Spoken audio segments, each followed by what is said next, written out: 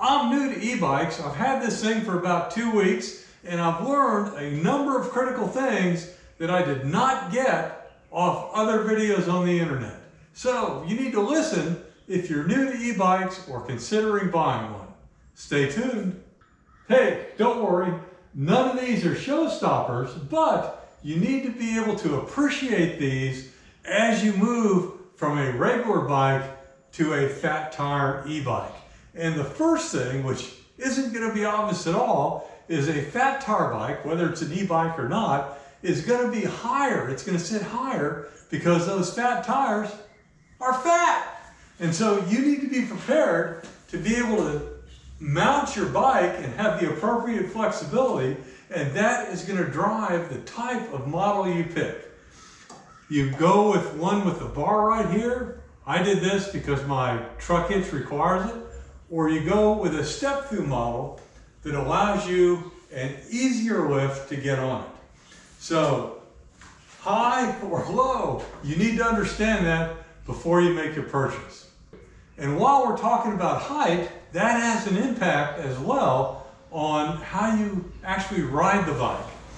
If I get on this thing, you can see I've got my pedal stroke set properly.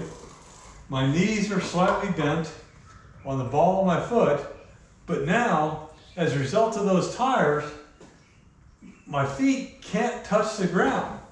So it is a lean to get back to the ground, and you need to be able to appreciate that in terms of your safety as you're riding this thing. As you come to a stop, be prepared to lean and stick that foot down. On my mountain bike, it was easy enough just to go with my toe on the ground. But look, I'm on the tippy toes here, and I can just barely reach. Critical difference between a fat tire bike and a regular bike. Here are a couple other things you need to consider.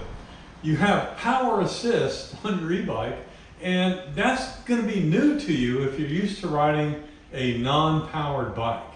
And it's critical to get used to what the different power assist levels mean. And fortunately on my Magicycle, I can actually customize that. It comes default with 7 levels of power assist. I can move it up to 9, and I like having it on 0 to 7. And let me just show you the screen, and then I'll show you what I mean. On my LCD, I can change a number of parameters. And let's just go down to the advanced, and I'll show you what I mean. I can go down here, and here's where I set the power associated with my different levels. You can see that after using the bike for a bit, I settled on these levels of power assist. I initially started that out at 15%, but in the sand on the beach, that was just not enough. But you can see I've adopted a gradual approach, and using the settings here, I could actually customize these to whatever I feel comfortable with. The other setting that's important to you is how fast does the power assist kick in. And again, going back to my LCD here on the Magicycle, I can show you where I can customize that between 0 and 3 real quick. Here is where that setting is, with 0 being an instant start. And if you prefer, you could set it to 3, 2, or 1, with 3 being the slowest start. It's all about personal preference. If you want the power assist to kick in immediately, well then set it to whatever the equivalent of 0 is on your bike. If you would prefer a smoother start, then you can reduce it down. Again, these are things that you don't have to deal with on a mountain bike, but are important on an e-bike to make sure you are getting the most out of it. Another thing you need to be aware of is how your gears interact with the power assist. My e-bike, the Magicycle, has 7 gear settings. And so what I did is I rode it around the neighborhood enough to decide which gear level was appropriate for power assist levels 1 through 4, which is the ones I typically use. That way, when I'm on level ground, I know, okay, I got to go get into gear 4 because that is what provides the ideal amount of pressure to pedal to complement the power assist and get the longest range out of my battery. Obviously, going up a hill, you're going to kick the power assist level up, and that's what I use power assist levels 5, 6, and 7 for. But just normal cruising around, power assist 1, 2, 3, 4, with 4 being the extreme, is good enough to me. Something you won't appreciate until you get your hands on one of these is that these suckers weigh a lot. This Magicycle weighs in at 75 pounds with the battery.